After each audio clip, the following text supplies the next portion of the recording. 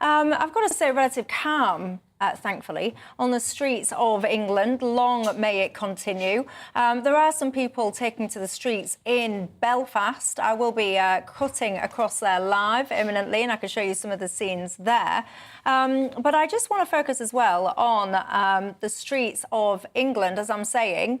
They are literally quite calm right now. But it caught my eye that when it came to the rioting that has been occurring, it took place in 7 out of the 10 most deprived areas. And I don't actually think that that was a coincidence. I'm talking about places like Middlesbrough, Blackpool, Liverpool, Hartlepool, Hull, Manchester and Blackburn. I've also got to state the obvious as well and point out that many of these affected areas in this way also have a higher than average proportion of asylum seekers in taxpayer-funded accommodation. Now, it is quite unpopular along many to have the conversations about what has caused the situation, but more importantly, how do we resolve these issues so that we can move forward and hope that all of this is a thing of the past? Paul Embery. Economic insecurity has caused it. Immigration levels, a lack of integration in some of these communities, a fear of crime increasing in a lot of these communities. And this is a simmering resentment that has been boiling for years. And anyone who knows working class communities and comes from working class communities, I think all three of us do. In fact, actually, hold that thought, because I did just mention Belfast. Before we get stuck into the calmness of the streets of England, let's just cross live to Belfast. Our reporter, Dougie Beattie, is there as we speak. Good evening, Dougie. What's happening there? Well, we have 2 protests, one pro-immigration, one anti-immigration. Must be said that the pro side, full of civil servants, is much, much larger than this anti-immigration side. And I'm actually joined by a man who gave his all for country, Paris during the Falklands War, and you are really trying to get some sense into this anti-immigration side. Well, I'm here. I fully support what the anti-immigration process or protest is for. I am against mass illegal immigration and the impact that is having on communities, particularly working class communities here in Belfast. But I'm also here to try and ensure, to the best of my ability and what little influence I have, that it is a peaceful protest, that we don't let young folk get pulled into violence or labelled right-wing thugs or extremists in any way. The vast majority of people here, in fact all the people here, are responsible people. They're here for peaceful protest. They're facing severe provocation from the other side, I might add, but they're not here for violence. I mean, you've dealt with young men who need shaped and guided all your life.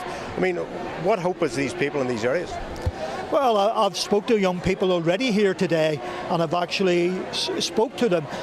They've had a warning that if they don't remove face coverings, that they can be liable to arrest, and the law states that. I've explained that. I've taken young fellas aside and explained that to them. Now, many of them are wearing face coverings because they're worried about their jobs. They're worried about being identified. What I've said to them is, if you get arrested, you're going to lose your job anyway. There you go, Michelle, and things are really kicking off here. You can actually see the police here are on the protester side. The immigration side are all togged out in their TSG uniforms, while if you just come with me, Stevie, just follow me this way very, very quickly. If you look at the other side of the protest, there's a line of snatched Land Rovers between us here, and the police on the other side are standing in short-sleeved shirts, as you can see, and the provocation from this side is massive, and most of these people here are public sector workers, so it is starting to be quite the evening here in Belfast. Remains peaceful for now. Thank you very much. I've got to say, everybody at home, I am not a riot policing or protest policing expert by any stretch of the imagination. But isn't it just basic common sense that if you've got 2 groups with completely differing opinions, such heightened emotions, won't you try and keep them a little bit more separate? I've seen so many instances now where these kind of 2 different groups, They're almost brought to within inches of each other. I don't really understand that. It's counterproductive, if you ask me. Anyway, Paul, sorry, what was you saying? Yeah, and I was saying all these things are a perfect storm, really, of economic and social disruption. The economic insecurity on top of immigration levels, on top of integration issues, serious integration issues, on top of, the perception of crime in working class neighbourhoods and so on. And this stuff has just been there for years. People think this has just come out of a clear blue sky. This happened, just after the election of a Labour government, and it came from nowhere. Anyone who's lived amongst these communities knows that this has been simmering for a long, long, long time. And I completely condemn the violence. There's no excuse for the violence at all. But until we address some of the root causes, then these issues are not going to go away. In fact, they're going to get worse. And my fear and my observation is that the political class in this country has got its head in the sand. What they are doing is they're going onto TV, whether it's Keir Starmer or media commentators or whoever, and saying, this is about Tommy Robinson, or this is about disinformation from hostile foreign states, or this is about Elon Musk, or this is about Nigel Farage and Suella Braverman making, provocative statements about immigration, which I think is insulting to ordinary people, because it tells them actually you've got no agency and you're a bit thick and you're easily duped by these people. If you can't get your head around the fact that these issues have been burning for years and what we're seeing now is them playing out in a violent way on our streets, then frankly, you're not fit to be in power.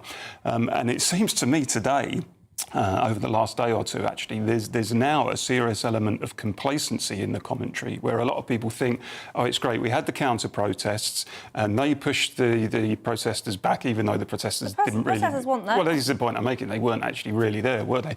And therefore, all is well again in Britain and, we're a peaceful... country at ease with itself and there's nothing to worry about anymore. That level of complacency is dangerous because those issues which have led to the violence have not gone away. Look, ordinarily I come in here and Paul and I have a bit of a row or we disagree, but I'm sorry, on this one, you're right. And I'd like to go a bit deeper. You made a comment, Michelle, that it's in the poorest communities in the country that this happened. The reason it's happened is because people who are poor are closer to needing the council, the government, and they feel the change in resources first. Many months ago, I said if we don't take some notice of the impact that immigration has on communities, that a lack of integration has on communities, we are stirring up social problems, and we're seeing it now. So if you're someone who needs council housing, if you're someone who needs regular doctor's appointments because of a health thing, if you're someone who's struggling to find work, of course these things are much more live for you. Of course people feel more angry about it because they feel afraid. Now, if you're in your well-paid job down here in the southeast, those things might not be on your agenda in the same way.